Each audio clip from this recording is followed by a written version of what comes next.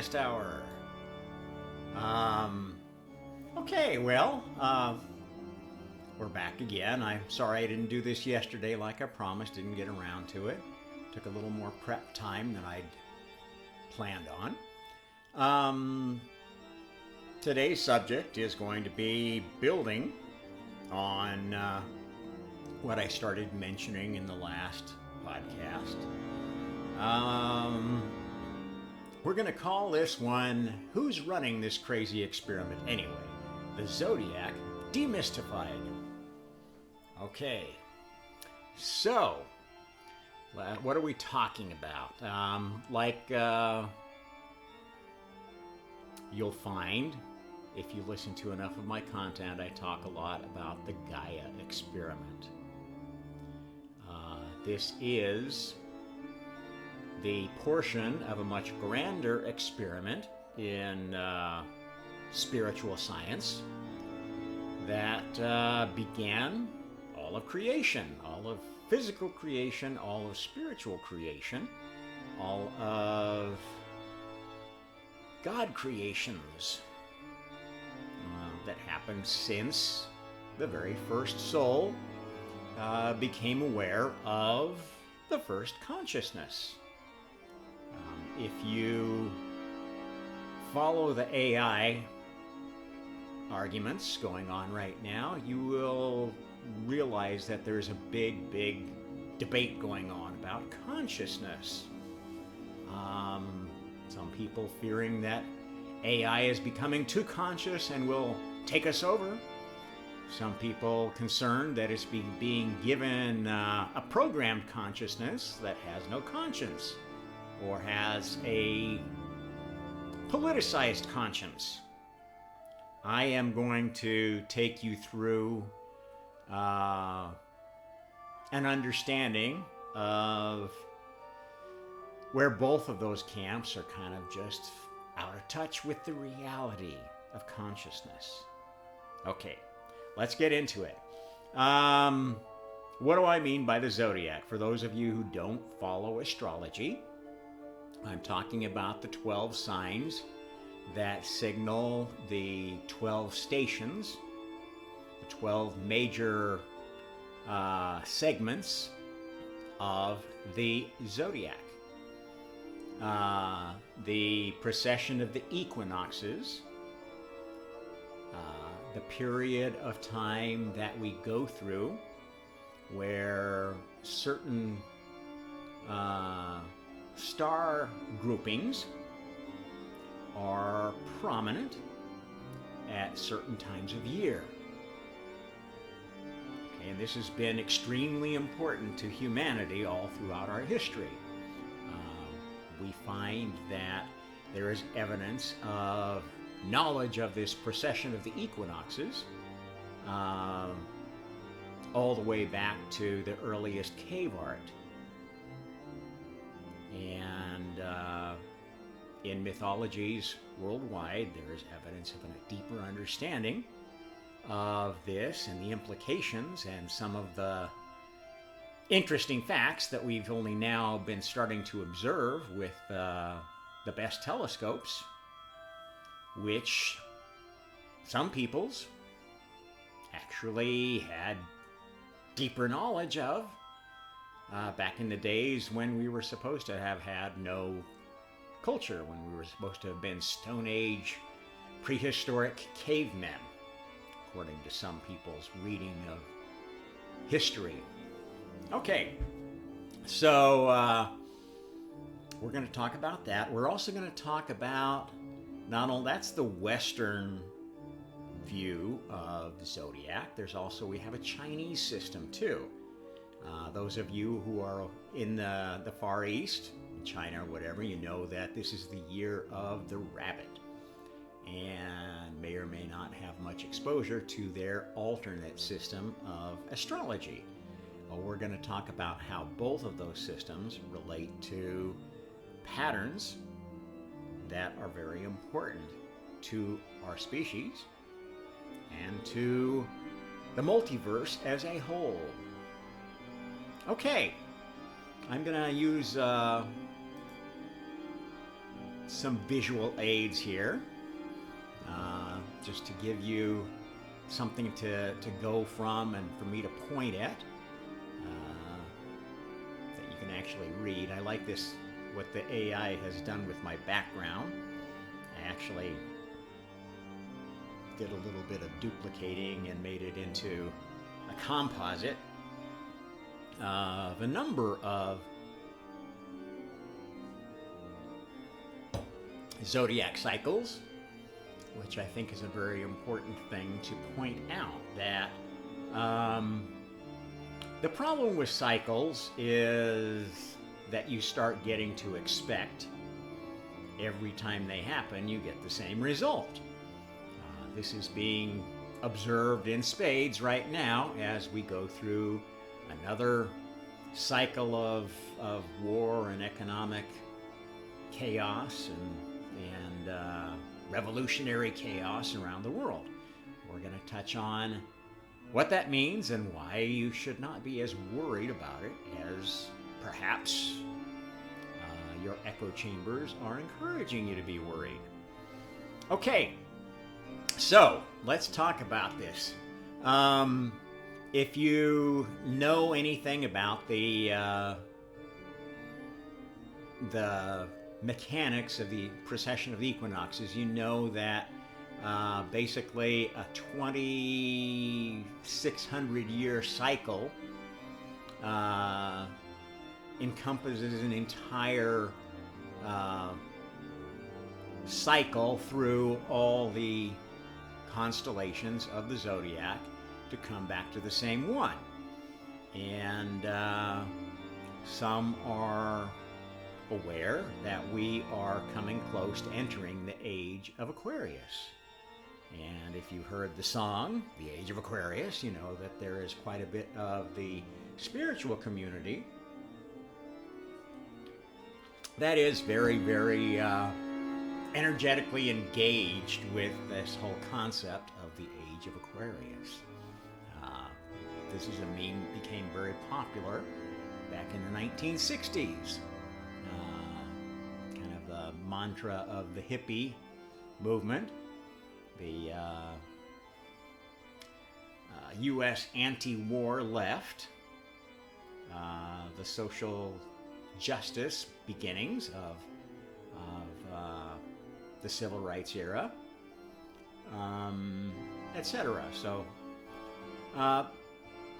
what you may not be aware is that there are other ages in the past, and if you go back through the ages and you look at what humanity was up to, they naturally fit some very definite phases of the development of our species. Okay, so let's just do a quick review of those, and I'll show you. This is from Wikipedia, their quote, typical astrological associations of these ages, and I will do a little bit more commentary that will fill in more detail, because these ages are not just cultural, they are cult, religious ages, and I will help you understand why those ages exist. What's the whole meaning of it? Why on this strange planet here we have these ages, and it's so important to the species that live on this planet, and important to species that no longer live on this planet. Okay, so in the last 2,600 years, we've been going through one of these cycles. And the age that we're in right now, the age of Pisces, the age of the fish, which, if you remember, the fish is an early symbol of Christianity. Christians used to trace a little fish shape in the ground as a way of signaling, hey, this is, I'm one of you. Interestingly enough, the fish symbol died out, and we now have the cross as the symbol of Christianity. interesting tidbit that I talk about in other places, so I'm just going to leave a tantalizing suggestion there that you might want to check out some of my other work to see what that means. So the age of Pisces began long about the date that Christianity supposedly began, the birth of Christ. Interesting that would have that kind of a coincidence. A lot of things you're going to see are very coincidental and will lead you to believe that there's something a lot more special going on here than meets the eye. Before that, we have the Age of Aries. They say it's the Iron Age, the Axial Age, and classical civilizations of ancient Greece and ancient Rome. Well, this is the age when a lot of our non-monotheistic mythology was thriving. This one is an age where every city-state had its own god, sometimes a pantheon of gods made up from common mythologies. You can view it as the age of transition from polytheism to monotheism, in fact. This is the time in which Buddhism sprung up. The pre-Christian Torah-based Messianic religion of the Middle East, and other Messianic religions that were more polytheistic in nature became very, very prominent. One of those was the idea of the Pantheon of 12 led by the Sky Father, Zeus, Deus Pater, who had an equivalent in other cultures as well. Also the age where Athena came into being, sprung fully formed from the mind of God. Now, if you follow me much at all, you will know that I consider Athena as an incarnation, a physical manifestation of karma. So the cult of Athena is actually a better definition of karma, if you will. As the goddess of wisdom, Athena represented the wise use of policy. Athena was the one who led to judicious war, judicious use of resources, judicious government that didn't just let one group of society run away with all the power. Very important deity that not all of the Greeks respected. She was venerated in Athens, which is an interesting place because the history of Athens that is told through the writings of Plato is where we get most of our idea of the age of Atlantis, of this previous civilization, which was lost through a devastating flood, and which was remembered in places like Egypt, which is where Solon, the semi-mythical, I guess you guess, ancestor of, who was it? Plato, got the story about Atlantis and tied it back to the legends of Athens.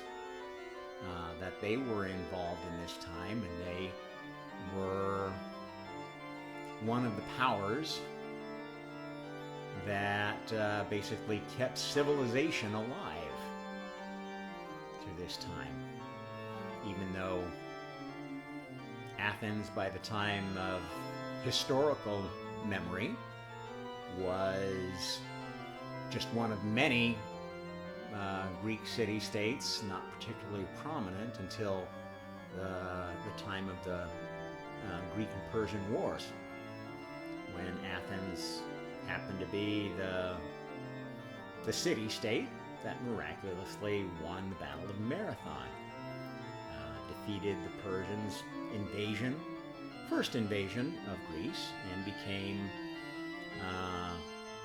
I would say, the spiritual leader of Greece by doing so. Okay, so that's the age of Taurus. The age of Gemini, the twins. Now, this is interesting age because this is basically the time when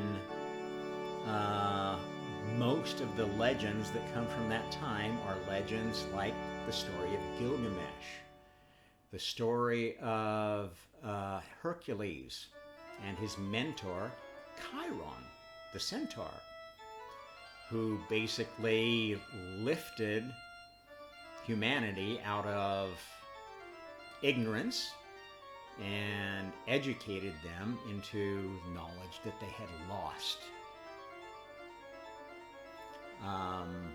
There are a lot of examples of this tradition of a more aware visitor. Interestingly, often in the story of Gilgamesh, Enki was kind of half man, half beast. That was the sidekick of Gilgamesh, his better half, who kind of fought his battles for him and protected him. In the myth of Hercules, Chiron was a centaur, a half man, half horse, who should have been called maybe a centipus if that was the case. We'll be talking about that cat again later. The age of Cancer. Not much known about that. Beginning of the Chalcolithic. So this is one of the Stone Age periods that not much is mentioned about, because supposedly we had no culture. People were just cavemen, no technology, no culture, dumb. Then the age of Leo. Well, it's mentioned there's the earliest urbanization there. This is where we find evidence of the beginnings of agriculture, of clumping into larger places for defensive purposes and so forth. Also of interest to note that one of the theories about the Sphinx was it actually dated back to maybe a previous age of Leo and was a lion-headed creature. Certainly the paws look like the paws of a lion, at least what's left of them. And interesting. Then we go to the age of Virgo. This was the end of the last glacial maximum, the last ice age, and quote, the beginning of the Neolithic, the New Stone Age. Virgo, interesting, the Virgin. We're going to talk about all these symbols. Let's get through this first to kind of review the ages. Then before that was Libra. What is Libra? The scales, justice. This actually preceded the age of the Ice Age collapse. Happened about 12,000 years ago, roughly. plus or minus 1,000 years, a whole bunch of things hit the Earth that kind of did a sort of a reset during this age of Virgo, of all places. Okay, moving back, the age of Libra. Scales, this is when the cave paintings date back to. And supposedly the first settlement of the Americas happened. Libra. Okay, well, what happened before then? That's all they mention of this, interestingly enough. So let's talk about some of these other ones before that. Before that was the age of Scorpio. Now, if you know what a scorpion is, you know that they are an eight-legged creature related to spiders pretty closely. The Scorpion King, interestingly enough, is one of the cult figures of Egyptian history. And there's the story of the Scorpion King who wrested control of all of Egypt, coming from his base in the south, and exerted power over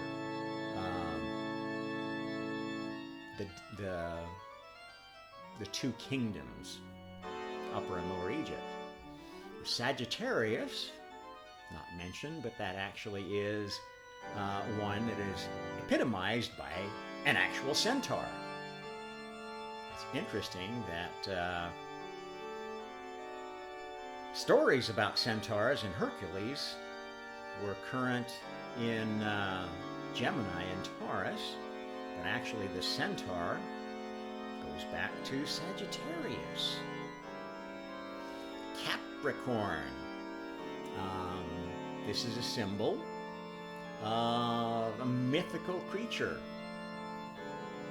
If you look at the representations of Capricorn in the art of the Greek and Roman times, it's often represented as a sea beast with a horn, kind of half horse, half fish, with one big horn, and a magical creature. This is where the idea of the unicorn comes from.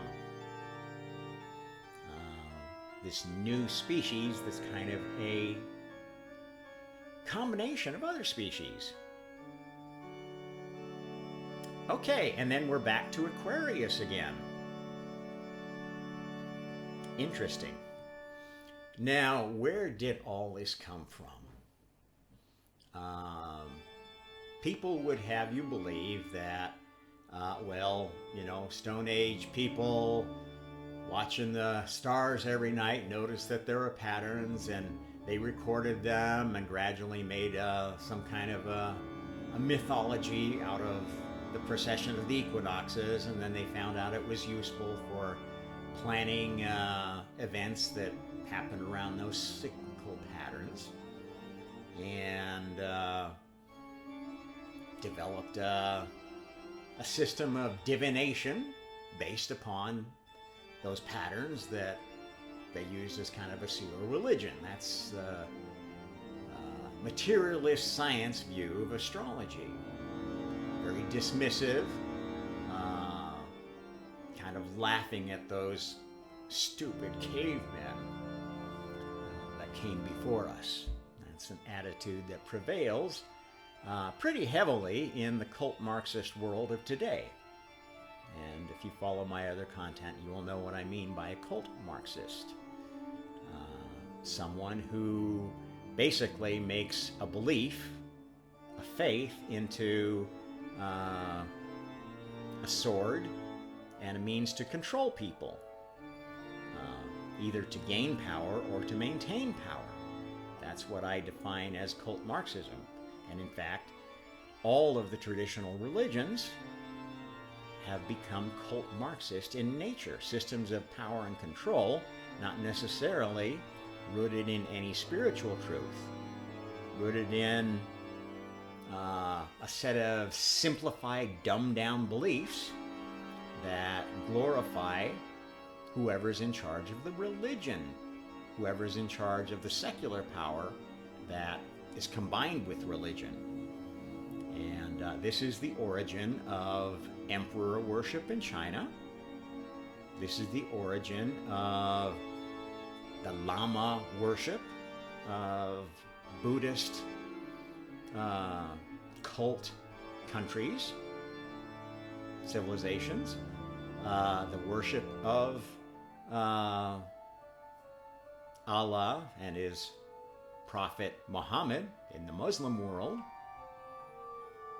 and the worship of Jesus Christ, or the God of the Hebrews in Europe and other parts of Eastern Asia, parts of the world.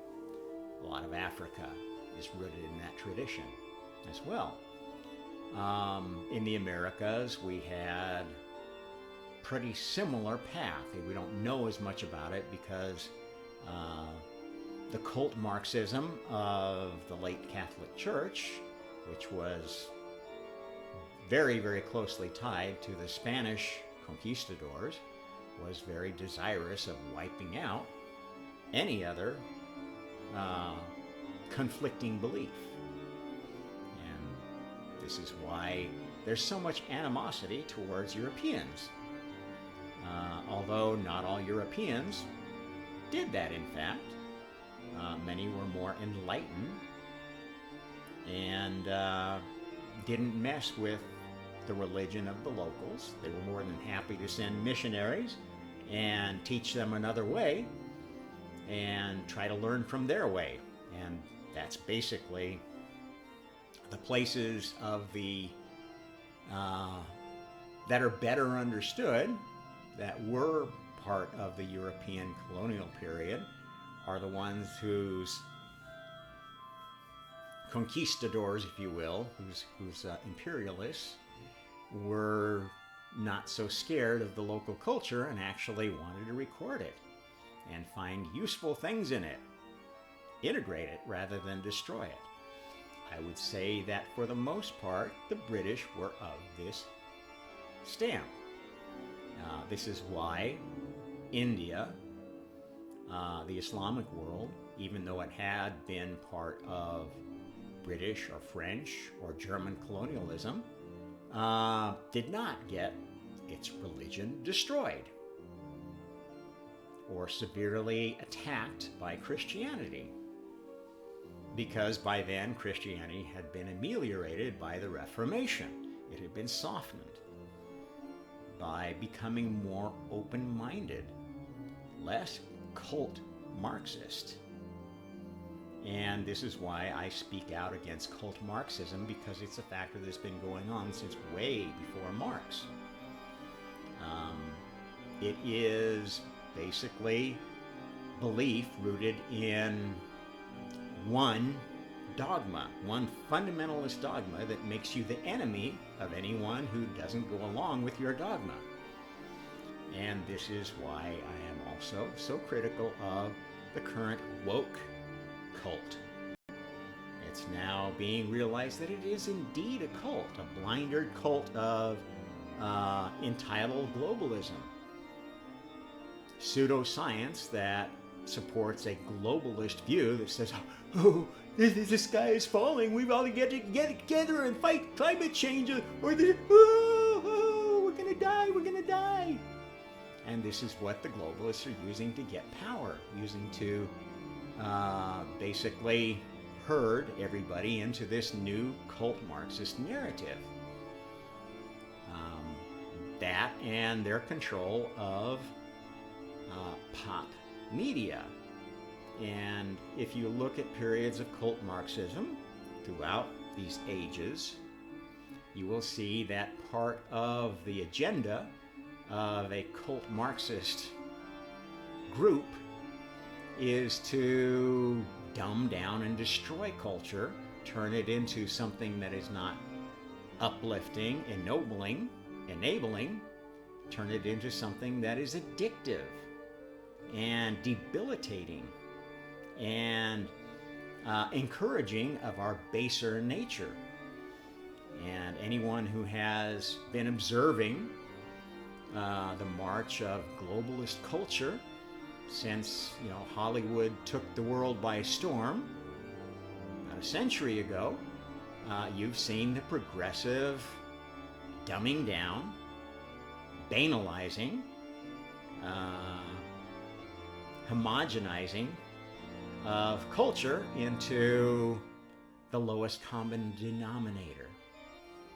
And that's what's happened with religion in the same time period. You see the rise of cult Marxist religions, the New Age religions. We're all one. Oh, it's okay to be a Christian if you have Christ consciousness, and if you actually believe that Mary Magdalene was the real power behind Christ. Christ was just kind of a dummy guy, and the real good ones were the Marys. Okay, this is part of their agenda is a very feminist, neo-feminist view of our species. That women are equal to men. They're actually better than men. They deserve more than men because we bear the children and we have the pain of having periods and stuff. And you men, you're just worthless, blah, blah, blah, blah, blah. And you won't do anything we want you to, and you don't behave like we want you to, so you are toxic. Okay, that's a sick narrative. And it's basically destroying our species. It is part of the reason why the fertility rate has been plummeting. And contrary to the globalist narrative, we're not facing having too many people on this planet. We're facing having too few people to keep things running. Population is actually going to be on the decline within the next 20 years. It probably already is actually just being hidden because the population of China has been shrinking for a long time since they instituted the one-child policy and made such draconian efforts to enforce it, including forced sterilization of women, taking their babies away so that they couldn't have more than one. This all happened, and it will happen again under the cult Marxist globalists. They're bad people. Okay, so how did all this stuff get it going, you ask? I have to tell you how it all fits into a bigger plan. There have been many chosen species on this planet ever since this planet formed. Before this planet formed, there were chosen species on another planet in this system that was destroyed. Before the planets formed, there was chosen species within our sun. What is a chosen species? It is a new kind of soul vehicle that is capable of a higher level of consciousness than the last successful new vehicle. If you go back through recent content, you will know that the first soul vehicles were elemental. You couldn't have stars without hydrogen. You couldn't make a more complex star without helium, because you have to figure out what you're going to burn after hydrogen, etc., etc. The first soul vehicles were elemental. Now those elemental vehicles started out with basically gods creating, like we started creating video games. They were very much impersonal things. Think of the game Pong. You show a block on one side controlled by simple back and forth motion of one player, a block on the other side controlled by simple back and forth motion of a computer or human player, and you have this little block blob that goes back and forth and bounces off the walls and bounces off your block. And you try, it's basically a very, very basic version of soccer, football. And that's what the original games were like in that first season, if you will, of creation. Now, what was the point of that? Well, that was to get all of the consciousnesses that had emerged after the first consciousness to start playing thought games that were more healthy than just having very emotional, I like you, I don't like you, I agree with you, I don't agree with you thoughts based upon pure energies. Because before we created language, before we created imagery, before we created anything physical, that's all there was to fight with, is thoughts. And it's very boring to fight with the same old thoughts when you don't have really anything to give them any body, any substance. Okay, so basically, that gets you to the point where stars formed. The elements were created, galaxies were created, and that game was pretty fun. It was like cosmic billiards, if you will. Way beyond the Pong game, people could now make collections of stars and throw them at other people's collections of stars and develop things like planets and whatnot. All sorts of celestial mechanics going on. Well, as one would guess, that game eventually got kind of boring. The people that were really good at it were destroying everybody else's planets and galaxies before they even got started. And before too long, everybody was clamoring for, hey, we like this game you gave us, God, but it's getting kind of boring. Give us something new. And that something new was the first chosen species, the elemental species. That was created right in our lovely little sun, Sol. The fire elementals were the first of the elementals. Of course, there are other kinds of elementals. There are energy elementals like the fire elemental, and matter elementals like earth elementals, air elementals. You see where this is going? Okay, so these were basically the first kind of thing that gods could actually come and embody, that weren't, big things, planets and galaxies and stuff, and they could actually sort of feel what it's like to have this experience. This is when war began, because it was kind of fun to be able to duke it out with your brothers and sisters and actually feel the heat, feel the pain. And if you know many people, you'll know that there are some that are addicted to pain, addicted to conflict. They live for it. This is an old pattern, an old pattern. And it's not necessarily a bad one, because if you didn't have conflict, if there's not disagreement, there would be no reason to create anything. Everything would already be perfect. And some people think that's the way it should have been. Why'd you create all this stuff to give us all this pain and suffering? God must be evil, bad. Well, that's a very narrow-minded point of view based upon the perceptions of one incarnation within this latest chosen species soul vehicle. Okay, so where do we go from there, and why do we have this alignment of the Zodiac, which is so important to us? at some point, the creation of new soul vehicles resulted in soul vehicles that had better ways to get around the universe, the multiverse. They learned how to find or form wormholes. This is a concept from physics. Basically, a wormhole is a portal to another universe.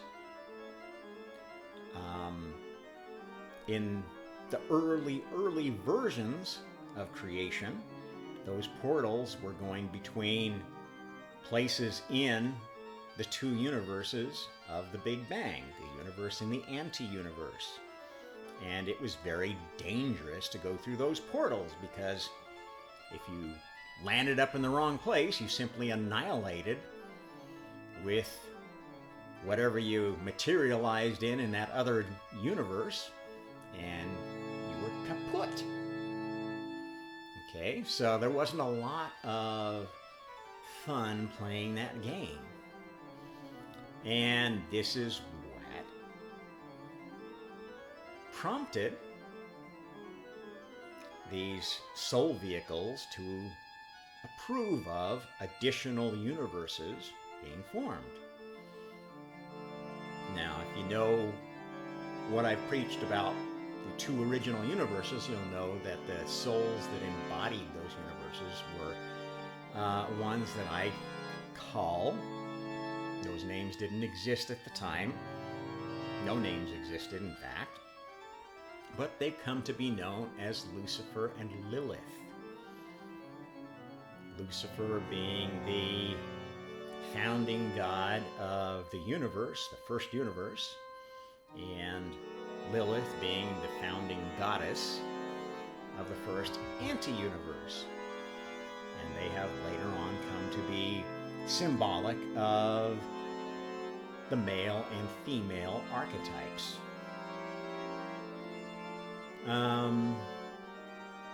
The male and female demiurges, although most people who talk in terms of demiurges only realize that there is one, and they focus all their angst or their hopes on Lucifer, not realizing that Lilith is just as powerful an entity. In fact, maybe more powerful in some ways. Okay, so eventually, the process of creation developed soul vehicles capable of moving around the stars.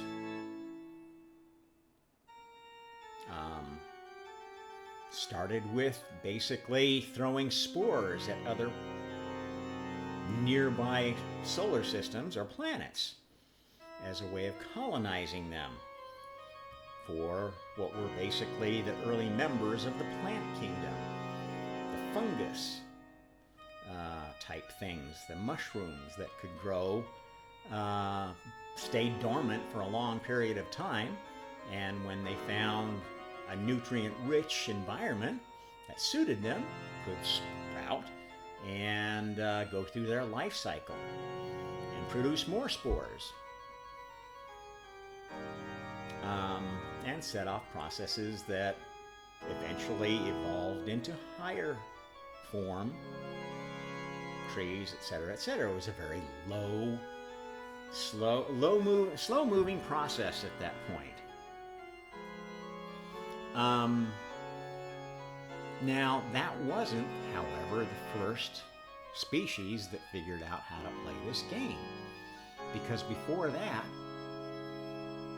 the first sentient soul vehicle were actually inorganic, grown out of the elementals. Specialist elementals that one might describe as transformers in modern parlance. These were elemental creatures, complex elemental creatures, which could reconfigure themselves to suit the environment, and carried around the consciousness of their soul programmer in kind of a symbiotic relationship for as long as that basically AI robot stayed functional. Okay. So that was actually the first spacefaring species of this Gaia experiment. And there have been many. There have been 12 primary ones.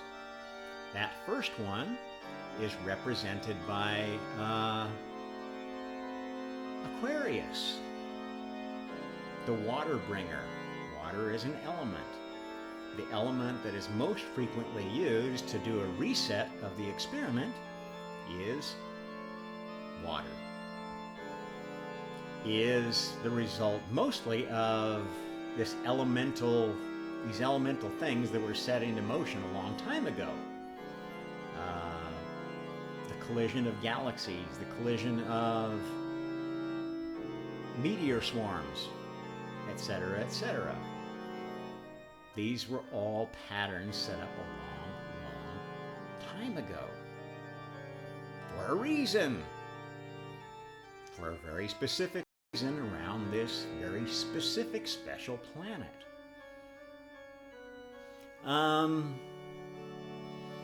Now, Pisces, another of the very important species, were fish that dwell in the water. Now, fish also came out of the water and became amphibious. So Pisces is also where the reptilian species originated. And a very important part of the story. Aries is indicative of the development of a sentient species of herd animals, which is basically how the reptilians designed their food source, their programmable food source. So if you think of it that way, the androids created the reptilians as their programmable food source.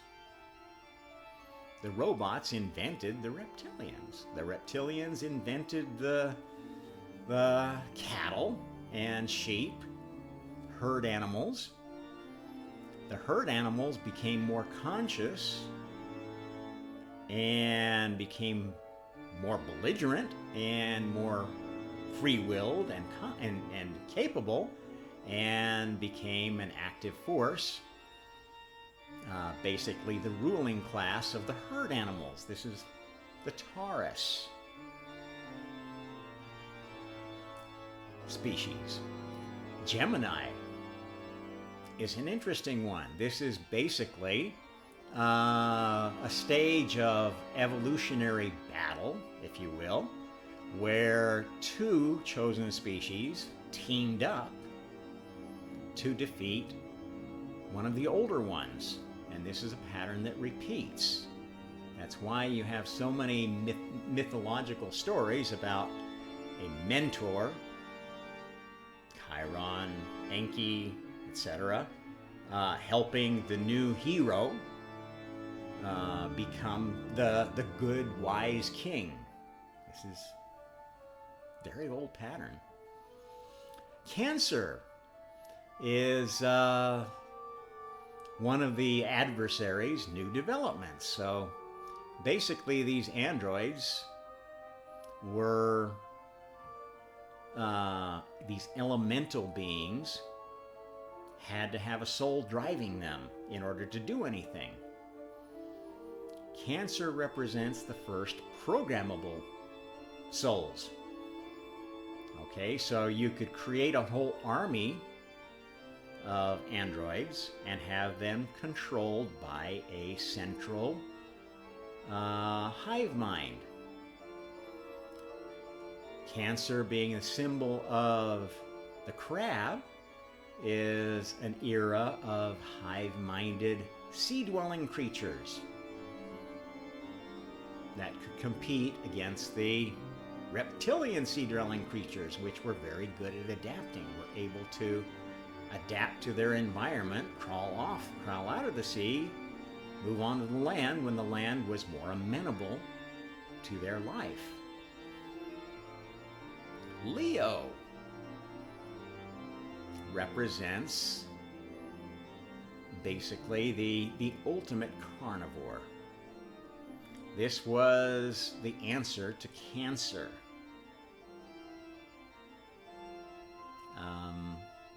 This is the first healing species, actually. One that realized you can't focus just on fighting and out-competing your enemy. You've actually got to work on healing the problems of the previous species. Virgo, interesting one, the Virgin. Leo was also the era where that healing happened through sex. This was when sex was invented, through the Leo species. They were at war with another species of dog people. And the truth about cats and dogs is they resolved their war by deciding they were going to reproduce by interbreeding with that other species. And that's why we have different sexes. Before that, reproduction was asexual. Now, that was thought to be a disease at first, a problem, and that's why Cancer didn't feel threatened by it. But in fact, it turned out to be a better way to compete and a better way to make new immunities to cancers. The invasion of the ultimate killer. The Virgo represents weaponizing of sex. The Virgin, the female archetype, the pure, unadulterated female, is actually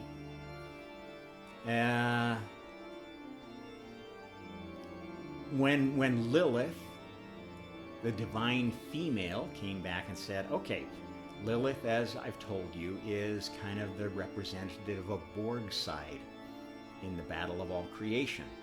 Lucifer represents full steam ahead, let's create whatever we want to, let's solve the problems with it later.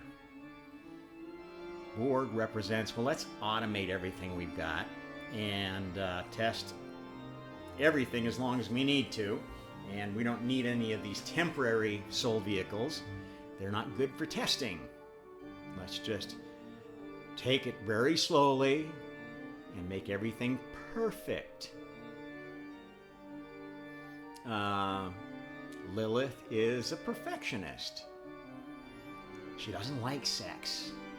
She thinks it's dirty. She thinks it's wasteful. Doesn't like emotion. In fact, if you look at the archetype of Lilith in both Sumerian and all the Middle Eastern traditions, not just the Bible, she is represented as basically a sexless destroyer. Masquerades as a woman, but actually hates womankind, and is the one who gave women their period, gave them all their pain, the pain of childbirth, etc., to make it seem like the female was getting the short end of the stick. And this is essentially a cult Marxist narrative, presenting the female as the inferior sex, the weaker sex, the one that is the underdog, the oppressed one. This is where Virgo came from. And so this was basically a sexless version of the previous chosen species, which very nearly wiped them out. This is also where kind of the idea of shape-shifting came from. These Virgos could, using holography, appear to be any of the other chosen species. So they were very good spies. Libra is a symbol of justice. The symbol of Libra is the scales, right? This was an age where you kind of made a truce. You knew that there were bad guys, good guys, and nobody was going to win, so you tried to establish safe boundaries, make treaties, etc. Try to establish some sort of justice. But the adversary doesn't respect justice. And that led to the age of Scorpio. Scorpio, as you know, is a dangerous, scorpion is a very dangerous animal. It's an 8-legged creature with a stinger. Its relatives in the spider kingdom are also often very dangerous. In fact, the original Scorpio people were hive-minded spiders. They were like the ultimate hive mind, the hive mind of hive minds. So they were a very masculine hive mind who controlled all the feminine hive minds that were created during this Virgo phase. That leads us to Sagittarius. Sagittarius is basically the species that combined with humanity, the hominids of this planet, the early apes or whatever, and the herd animals of Aries and Taurus, to create a mixture that was very successful in competing against these other species. It was very mobile, much more conscious, much more intelligent than the others. And the Capricorn species then was this new thing. This new thing is the Capricorn's part of this cycle is when new species are combined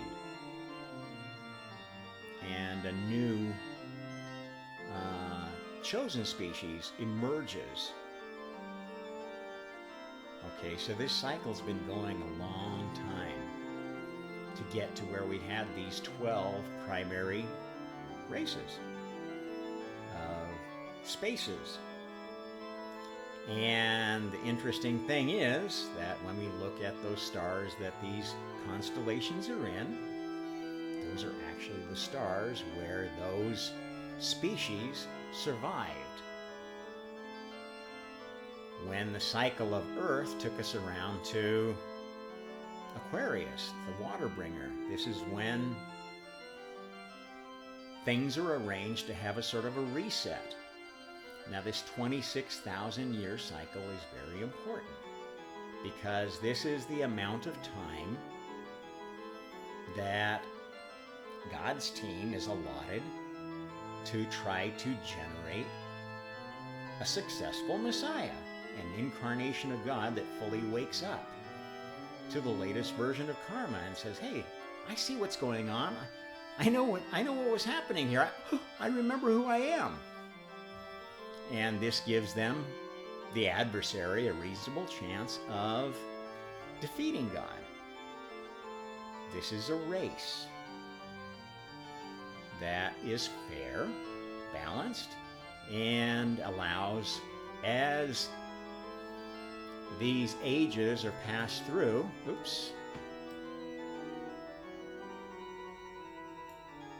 these different chosen species have sort of the leadership of the Galactic Council. Remember, we talked about Libra being where they all kind of agreed to disagree, establish borders, said we're not going to fight so much anymore, let's have an understanding. And that understanding made the Galactic War much less than it had been before, and started out as with the idea, okay, we know there's something important going on this planet. We've got to keep the experiment going and not let the Borg destroy it.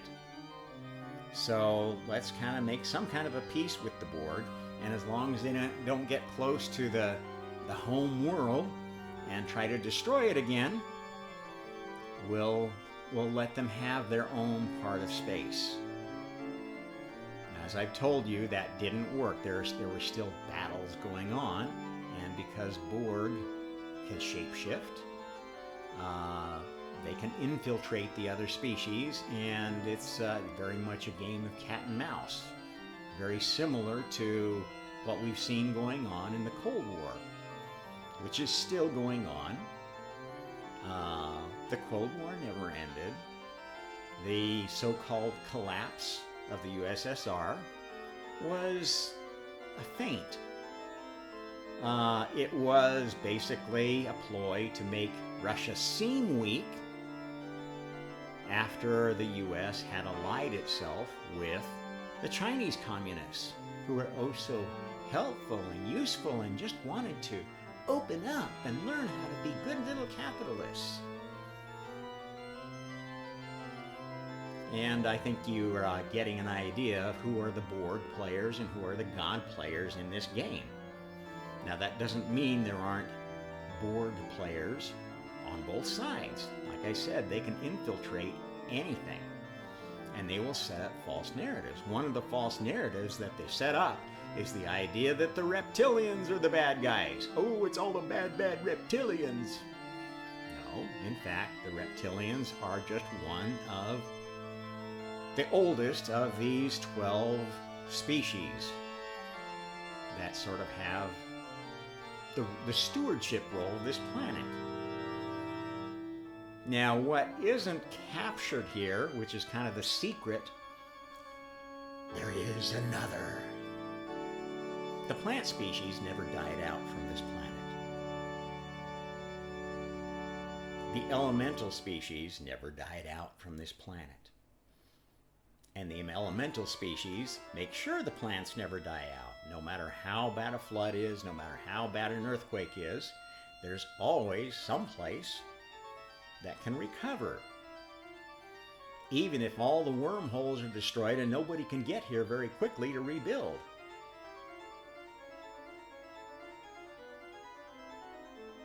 This has become a very essential part of this plan, because at some point, after trying and trying and trying to make the perfect environment for God to wake up and say, yep, I think the game's in a good place now. Let's call this version of karma done, and stop this Gaia experiment and turn this multiverse thing on into high gear. Because as I've told you, while this experiment was being conducted on this planet, there was only a very, very small set of gods created through this that were actually able to operate freely. Why? Well, at some point, it was they started realizing that, whoa, if you've got players in this game that have incredible spiritual powers, they're going to use those, and they're going to make all the other players, they're going to steal their souls, assimilate them into hive minds, and not let them grow into new chosen species. We're stuck at 11.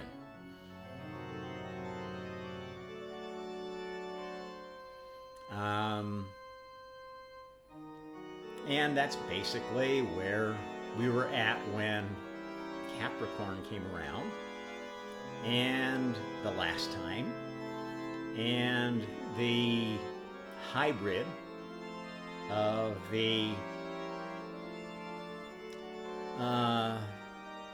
current alpha humanoid of this planet bred with the hybrid of the previous chosen species, Sagittarius, who was a centaur, a 10-fingered taurid bull.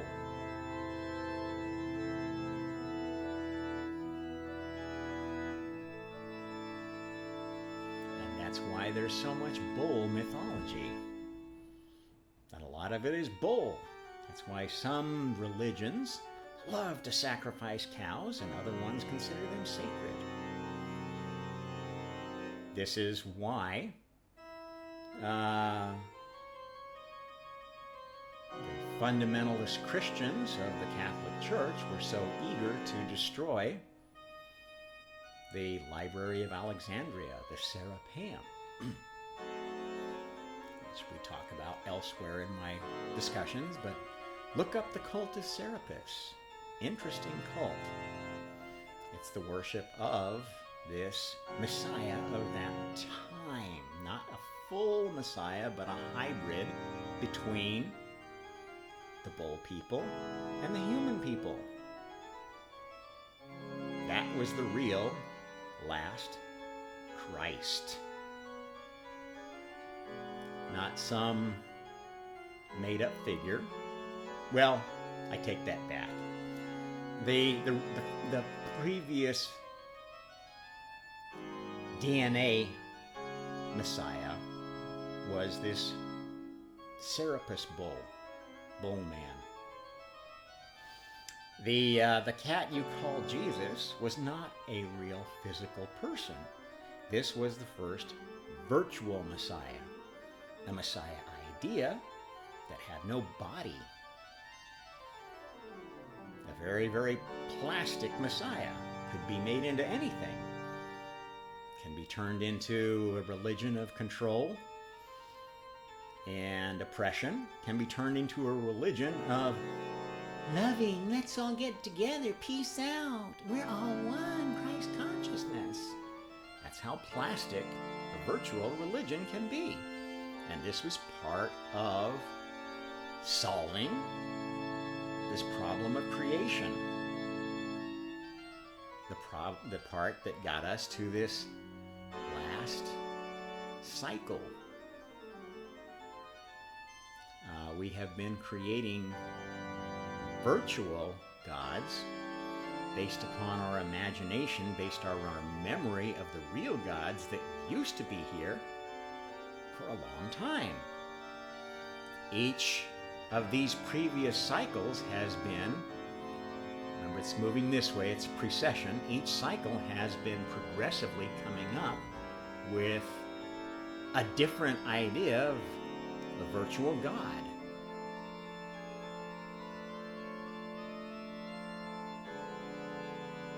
As the real gods disappeared. Why did they disappear? Because it was realized that since the last cycle, we've got to get this next chosen species to forget everything that happened before, because that's the nature of a social engineering experiment. if folks that are in the experiment, the subjects, understand what's being worked on, they will influence the experiment and try to game it to their own benefit. So how do you invent a better version of God? How do you get a better version, a more conscious version of God to evolve? Remove the memory of all the previous versions and let people replace it with what they think are mythology, which they can morph and adapt to whatever they want it to be. And that's basically this last cycle since the last really big reset. Those resets do tend to come actually at the two antipodes at every 12, well, let's see, it'd be 13,000 years roughly, because of this precession of the equinoxes. The full cycle is 26,000 years, but everything happens in half cycles, because half cycles are basically when the energies of this experiment shift between the Lilithian and the Luciferian paradigms. This is why people have this idea that there was some golden era of maternal culture that was so peaceful and wonderful and nobody ever fought and we had all this good stuff. This was actually a memory of this previous 13,000 years of this 26,000 year cycle when the Scorpion people were dominant. The Scorpion people, the spider hive mind, the web, yes. The internet is not the first World Wide Web.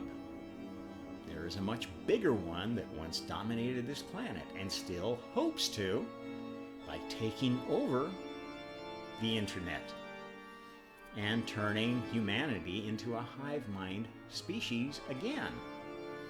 And this is the agenda behind the crony globalist elite. They like the idea of having a hive mind, a totally controlled and submissive population that lives and dies for the beautiful people of the hive, the queens, and their entourage. That's what they want to happen again. And that's essentially the battle we're in right now, because we're entering the age of Aquarius. This is the time of either a great reset happens or God wakes up. Says, okay, we're done with this game, all right? We're not going to play this game anymore.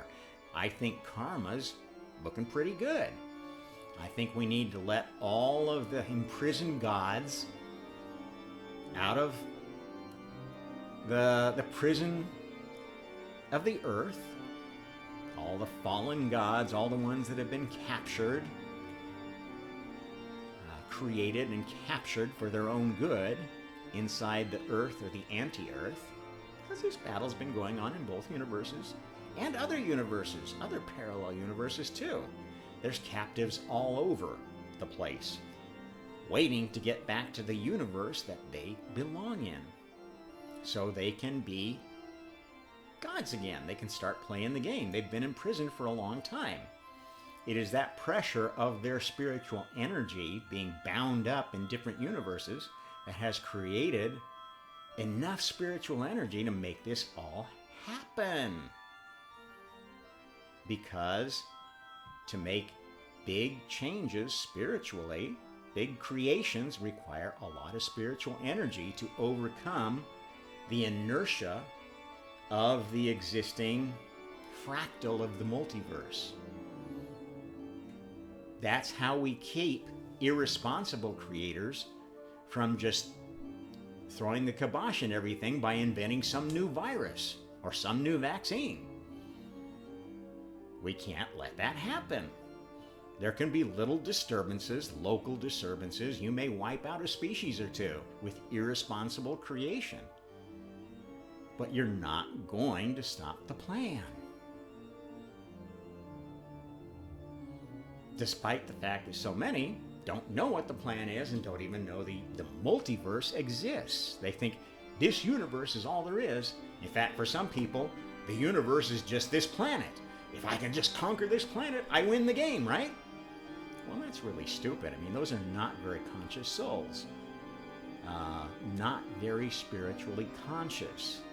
They have a very narrow view of creation, which is why they do stupid things. At any rate, I think this is a good time to mention that, you know, this cycle has been tracked for a long time, and there are calendars which know of the age of Aquarius. This is why the Mayan calendar runs to a point where it stops. And a lot of speculation. Why did they make the calendar only go out to 2012? A lot of people thought, whoa, it means 2012 is going to be apocalypse and everything's going to disappear. Why plan anything after that? That's the end of the calendar. The world, the sky is going to fall, the world is going to end, blah, blah, blah. And I think most of you experience the fun and games of the apocalypse around the Y2K thing and the 2012 thing and all of these false prophecies. And a lot of you maybe became less spiritually open-minded and started believing, well, maybe it is just the Matrix. Oh, it's the Matrix. Yeah, somebody's programming us and telling us everything to do. We're just like puppets. And the only way we're going to escape the Matrix is by getting back to source. Okay, I'm making fun of people, but this is the kind of nonsense that people will do when they become disenchanted, when they become disappointed, when they lose faith. Now, I want to go from here to explain how this large cycle ties into a smaller cycle that is captured by Chinese astrology. So let's shift over here. The Chinese astrology is different. It's not based upon this precession of the equinoxes and all of these constellations. It's based upon animals. Animals that, a group of 12, again, 12 of them that represent a pattern of years. And those that follow this will know that this year is the year of the rabbit.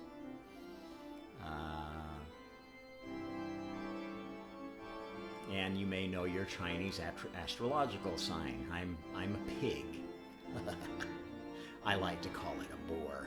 But then, I don't know, if I'm boring, maybe you wouldn't be watching me now, so maybe I am a pig. This is actually a simplification of other systems which are much older, and in fact go back to pre-Chinese times.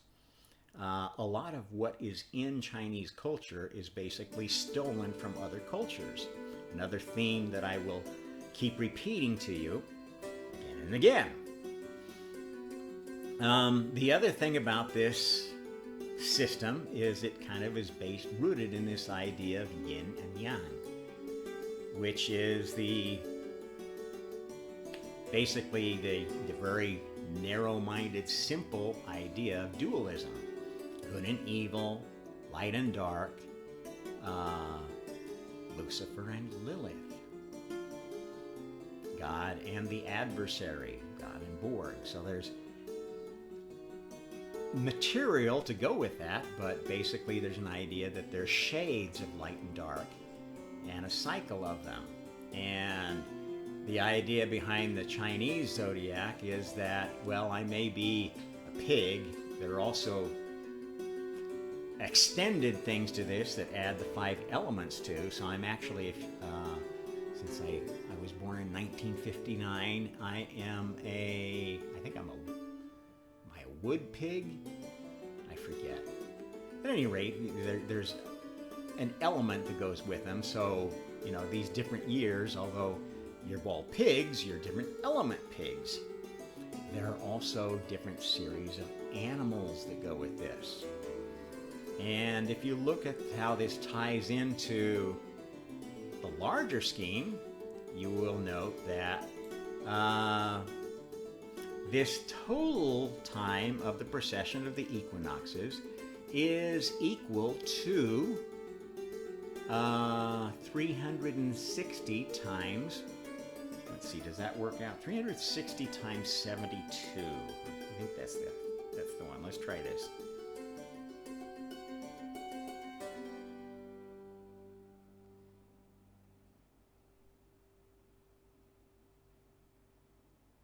Yep, 360 times 72 is 25,920, which is the amount of time the full precession of the equinoxes happen. So this is the linkage between these two systems. Now, why is 72 so special? To understand that, you need to also understand the speciality of 142, which is 72 times 2. 72 turns out to be roughly the average lifespan of a human being. 2 times 72 is 144. That is basically 2 lifespans. And if you look at periodicity of 72s throughout history, you will notice a pattern. 72 is also roughly about 3 generations. A generation of humanity tends to be about 24 years.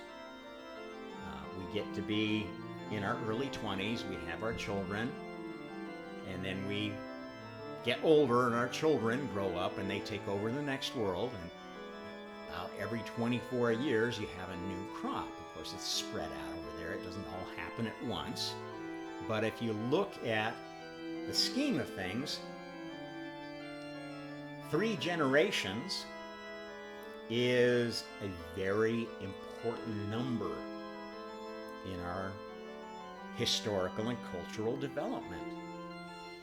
It takes about 3 generations for culture, for norms to shift from Luciferian to Lilithian thinking. The Luciferian thinking is,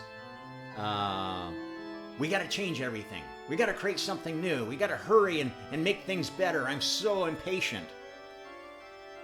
It's revolutionary thinking. It's warlike thinking. It's violent thinking. The Lilithian side is the reaction to that. It's like, we got to make peace. We got to stop fighting each other. We got to get together and be one. And those cycles have dominated human history ever since. You will see a lot of discussion looking at the timing of things. Well, if you count back from 2012, 72 years, that was the beginning of World War II. You count back another 72 years, and you have this period that ushered in the flourishing of communism, the first idea of a new world order.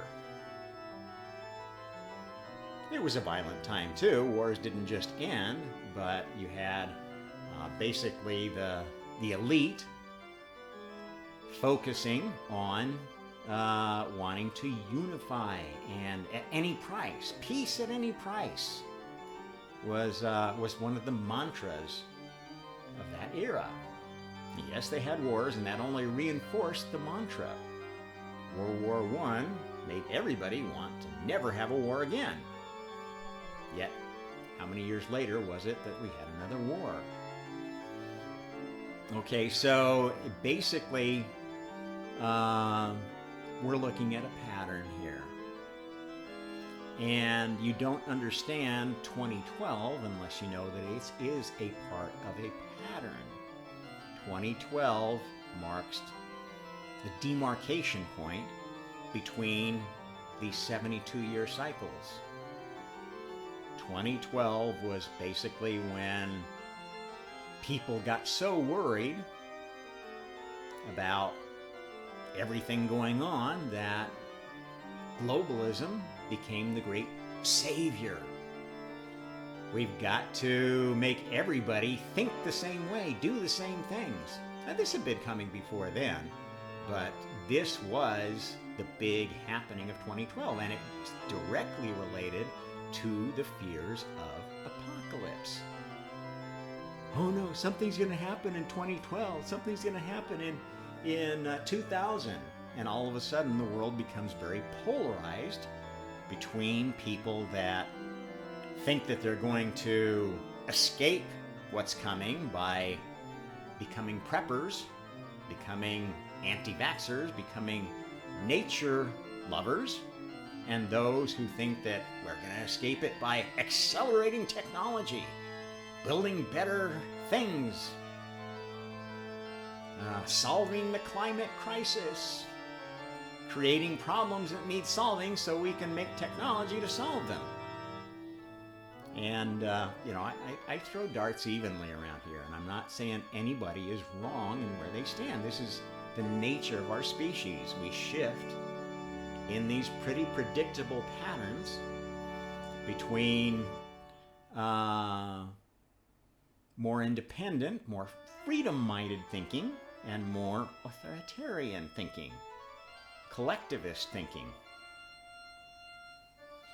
And this is basically where we're heading into with this 2012 shift, is we're being challenged again. Which way do we want to go? And that will set the pattern of the age of Aquarius. How we come through this time, whether the globalists win and install a hive mind society on us, ruled by meritocratic Numpty Dumpties who think they know everything, like your Greta Thunbergs and your Klaus Schwab, Bill Gates, referred to as bull goats, because he is definitely one of these Aries cats. And we have all of these species in our DNA. That's why we are a chosen species. That's what it means to have an Adam and Eve event. You have to take the previous species and add them to the DNA of the new man. There was a time when the new man was actually a reptilian or a fish. That society became very complex, became spacefaring, eventually forgot its roots when there was another great destruction here, and didn't come back till they'd forgotten what was so special about this planet and came back just to use it, establish it as a resource center. And they found it useful to modify genetically the latest hominid species so that it would be more intelligent, a better servant. Originally as a mule, not able to reproduce. But eventually, one of these gods of that era decided, hey, why don't we reproduce with these things? And change the programming so that they could reproduce. And eventually they replaced the reptilian pure strain. They had to go underground or leave.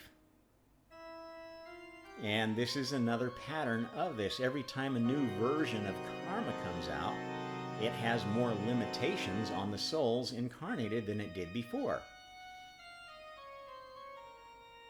More limited lifespan, more limited spiritual powers,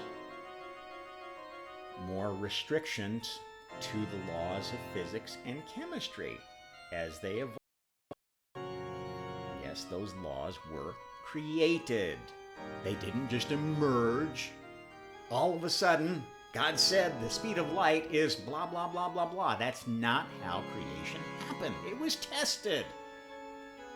And there are other universes that don't abide by the speed limit, but they're not as stable as the ones that do.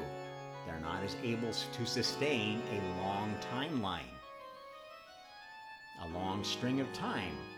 They're very ephemeral fantasy universes, which are useful for training souls, for teaching them. That's what heavens and hells are all about. That's what all these other universes outside of the prime universe and ones that are built upon the same laws of chemistry and physics and karma, and maybe just have another starting point. If you don't like the current version of karma, there are gods and goddesses who live out forever another favorite starting point.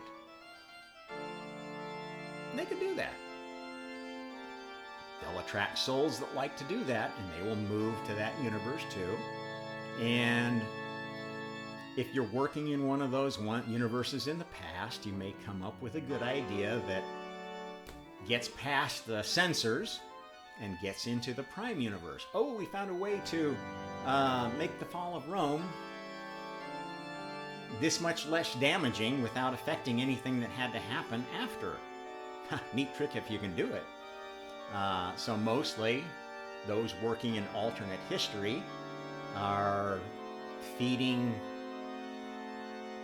literature, feeding movies. And there's an audience for alternate history. And there's people who want to create alternate history for political reasons. And they love that. They eat it up. They change the narrative and gum up the past so that you lose knowledge of what really happened. And that's, in spades, what we've been observing in this species for a long, long time. That's called Marxism. Changing the truth to something that's more comfortable for your political agenda. Let's see, what else did I want to make sure to cover here? So basically, what we're looking at is 2012 is the start of a cycle, a 72-year cycle, an important 72-year cycle that will determine where we're going with this age of Aquarius. It's not going to really change day 8 of creation at all, because the Gaia experiment is done. God woke up, said, "It's good. I like what you put together. Let's go have a party. I'm so thankful for what my family accomplished." Karma is the ultimate government. Now, I need you to understand that karma, as a governor, is not a one soul. Karma is an AI version of a soul, which governs how universes communicate with each other, how souls go from one to another. Karma governs where there are wormholes and how long they stay open. Governs where souls go when they finish one incarnation. That's why things don't work the way they used to. Yes, there was a time where the pyramids were portals to other worlds, actually by way of other universes, because that's the way it works.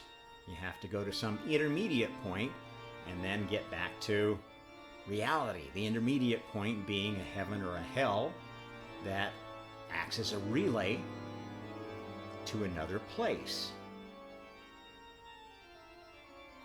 And essentially, to get from place to place in those days, you had to basically go by way of the universe of one of the gods. And that's how gods got so much worship from early humans, who knew that that's where the portals went that got those gods here, and where they continued their battles here. Okay, now there are definitely other species that do it the hard way, and they've had to develop hard ways because these portals closed. Those universes, their gods decided, yeah, we're not serving this anymore. It's hurting our karma too much. It's causing other gods not to want to play with us. And that happened a lot in the earlier days when karma was in her formative stages, before she reached level 12. At level 12, this experiment shifted.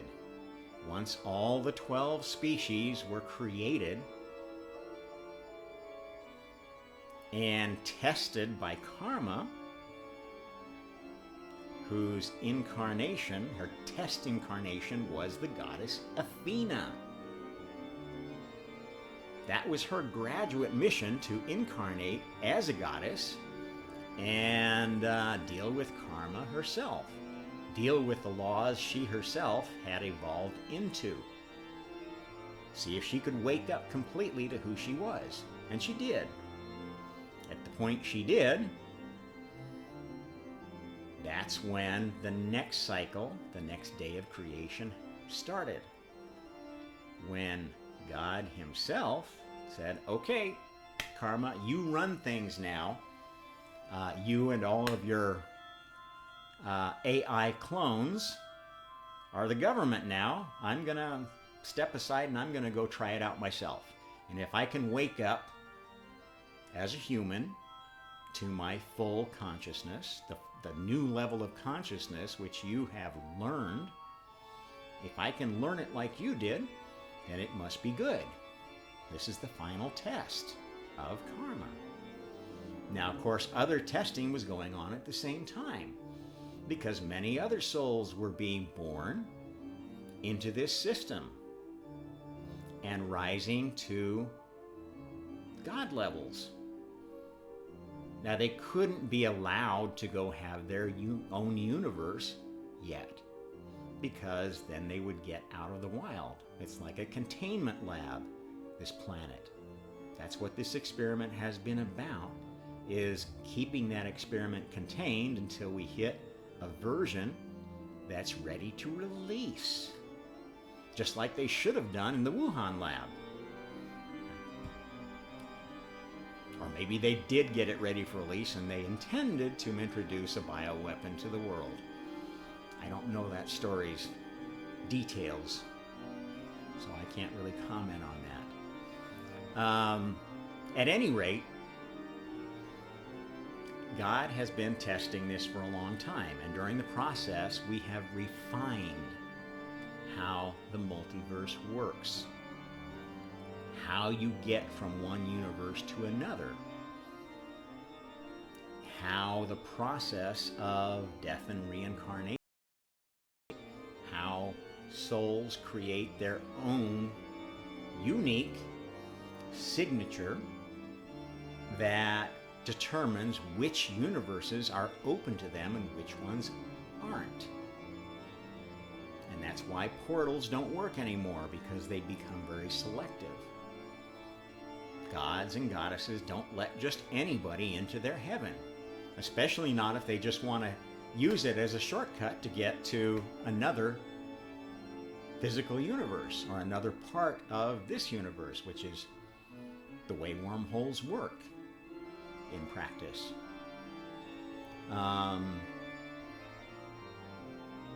At the same time, as karma has developed, we've developed a lot more rules of chemistry and physics, and we're finding new things all the time.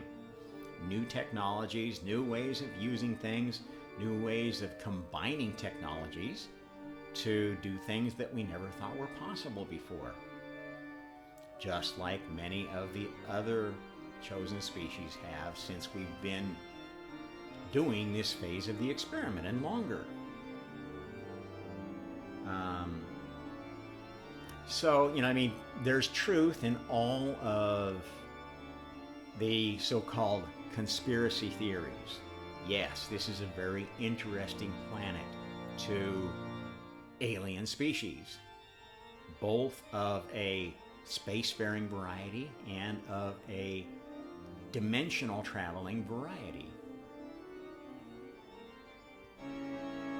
The dimensional traveling variety are the species that have gods from previous versions.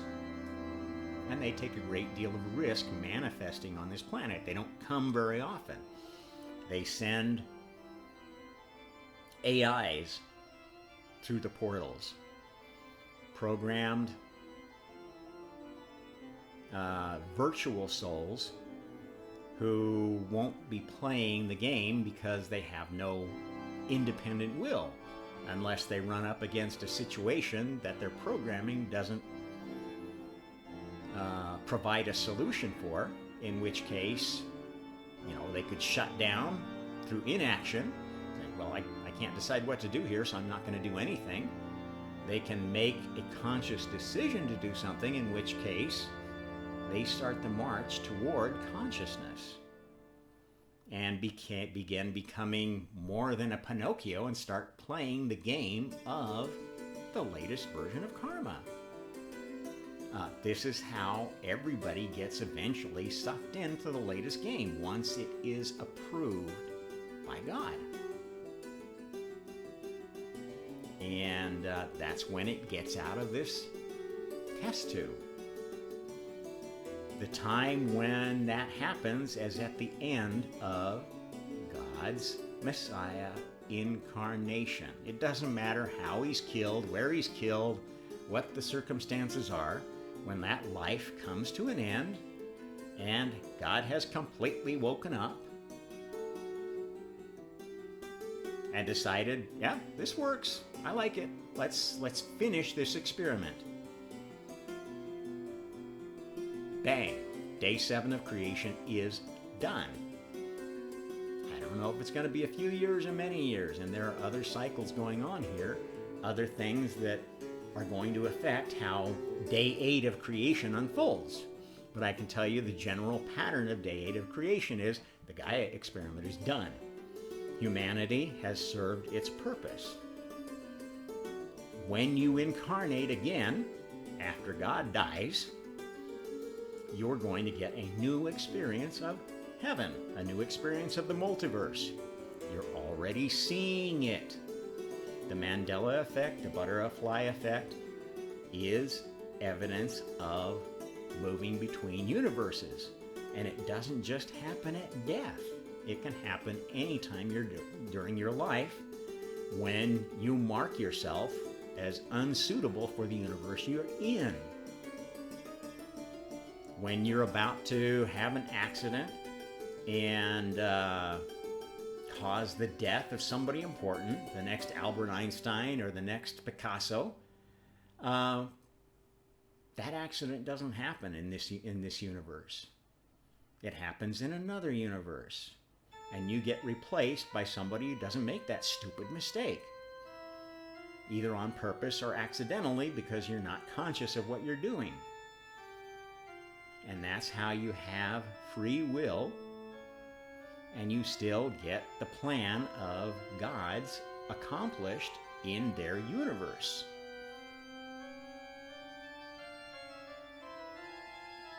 Get it? So, what I'm telling you is that for your own good, you'd better start learning how karma works. How you yourself are charting not just this lifetime, but every lifetime you will ever have as long as your soul exists, which is essentially forever, from inception till whenever.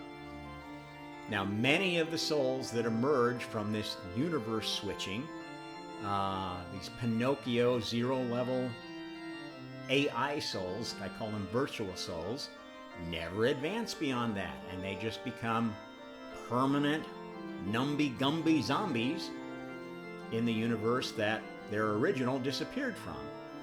They live out the rest of the natural life of that soul vehicle and disappear. Don't just disappear, there's a soul there. They have a choice.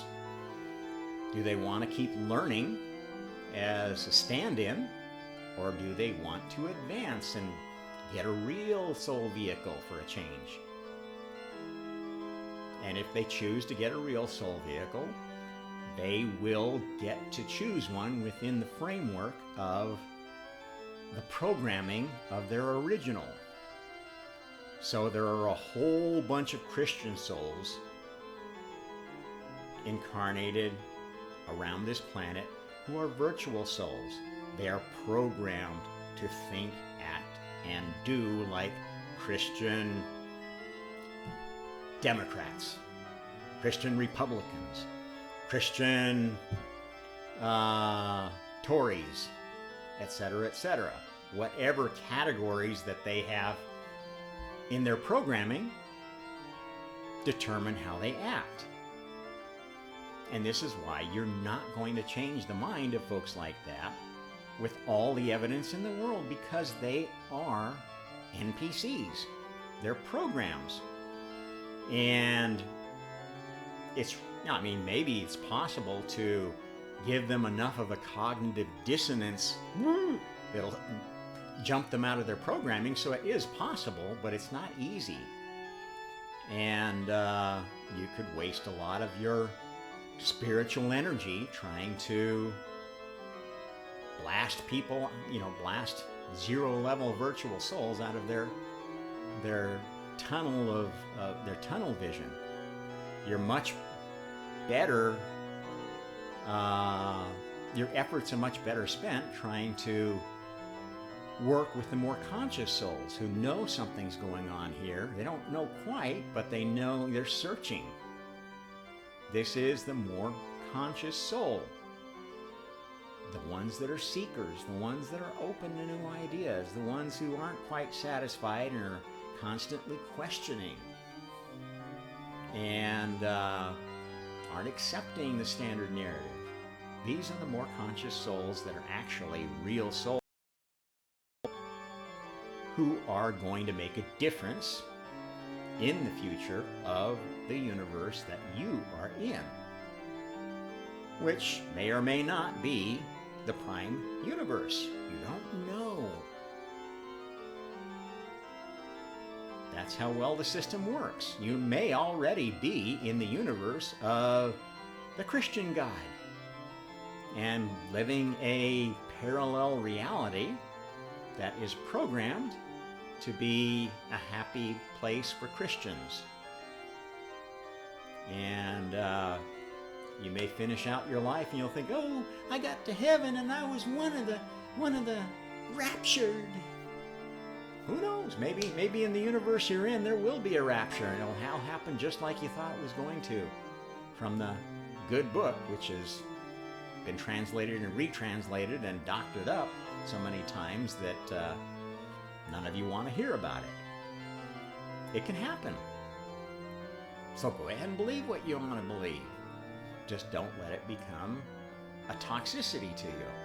And cognitive dissonance is toxic. In a way, it's a good toxic because it stimulates you to jump out of your dogma. And that's why, I mean, that's the good thing about diseases. New diseases cause us to ask new questions, cause us to think about the mechanism of disease in a different way than we did before. New technologies cause us to question, what are we doing with this technology? Is it really good for us? Is it dual use? Should we regulate it more? Should we create more competing outfits trying to do this new technology, or should we relegate it to a government lab and have all kinds of secrecy all around it and blah blah blah blah? These are questions that the more awake souls have been challenged with in this time, and this is how they are waking up. You don't awaken without being challenged. Now, the fact is, we are in a period of great challenge. That's what this energy is all about.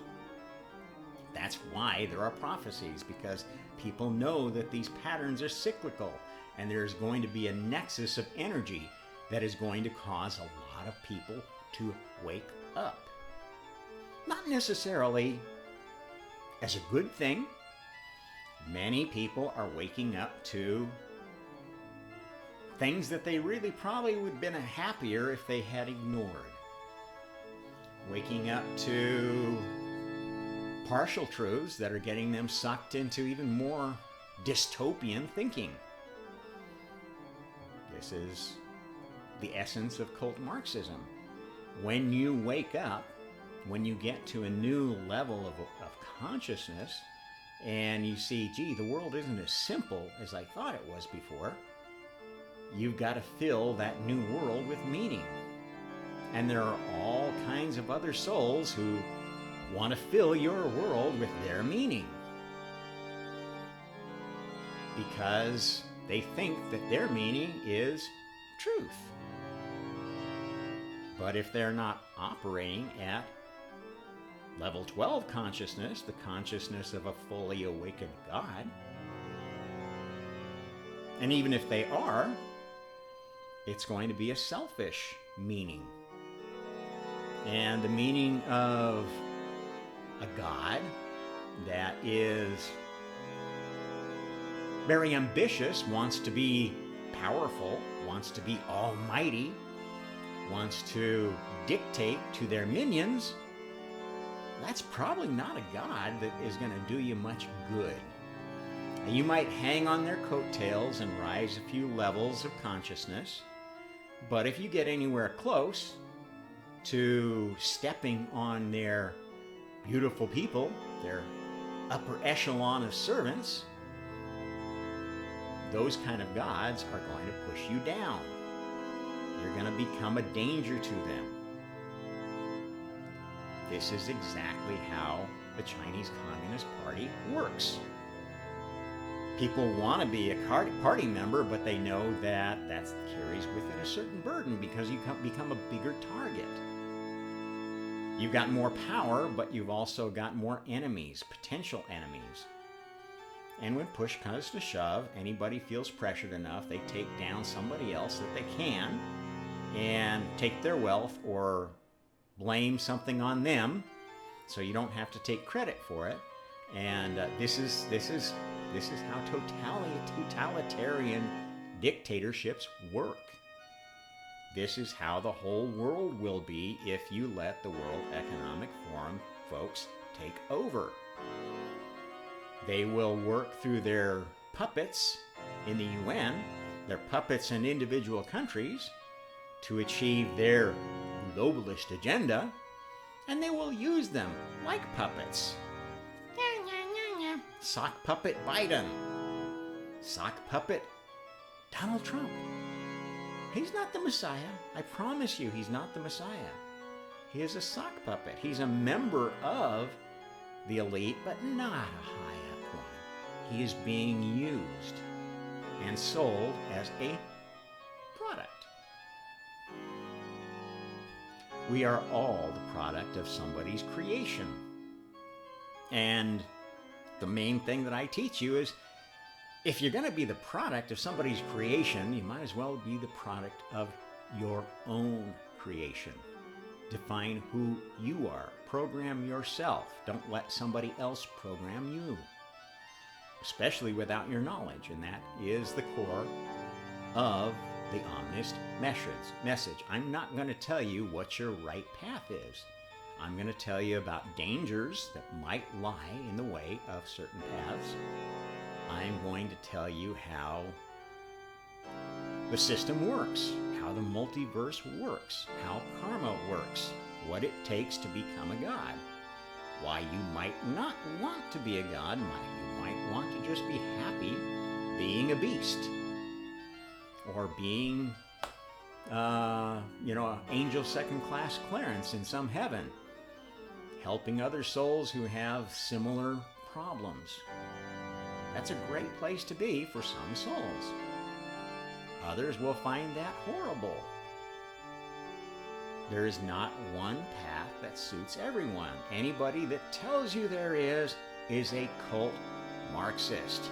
They want to cast you in their mold and program you to be what they envision as a perfect human being or a perfect soul.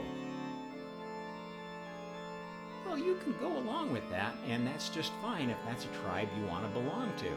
And you know you're doing it eyes wide open, and you might trap yourself in a certain universe for a long, long time and find it very difficult to get out of the orbit of a very grasping, greedy, loving god or goddess. Get it?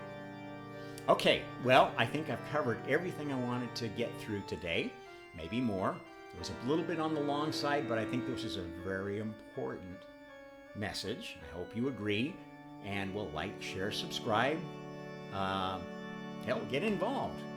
I do consultation, individual consultation. I don't really like to do groups. I wouldn't mind participating in panels, group discussions. I'm going to be actually at the end of the month, on the 28th, I'm going to be one of the panelists in, what's this event? Let me tell you a little bit about it. Global Speaker Talk, Global Speakers Talk. I'm going to be part of their, January 28th event. So if you're interested in hearing me as part of a panel, that will be an opportunity. I don't have the link handy with me, so you can go to globalspeakerstalk.com and you can find out more about their upcoming events and get a chance to hear me and party with some other people talking about, I think we're talking about motivation. Let me see what the, hang on, bear with me. Let's see if they have an announcement of this event.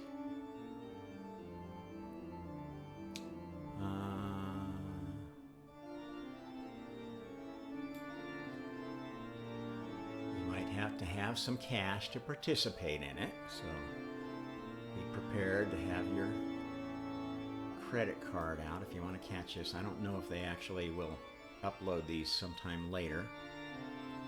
And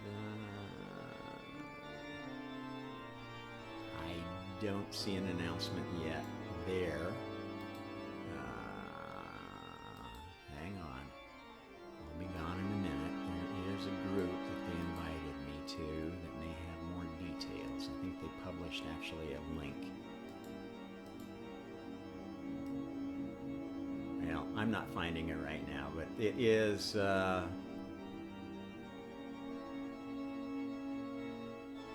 28th. I'll have a 15-minute segment on there, and the subject is how to build and maintain self-discipline. So you'll get to hear my perspective along with looks like about 7 other folks sharing their perspective from different areas. Here I've got a I've got a link here. Maybe I'll paste it.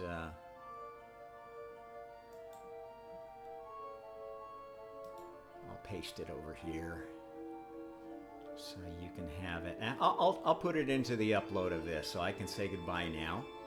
And again, thanks for tuning in. Till next time, this is Rob Trump for the Omnist Hour. Live wrong and prosper. Happy karma.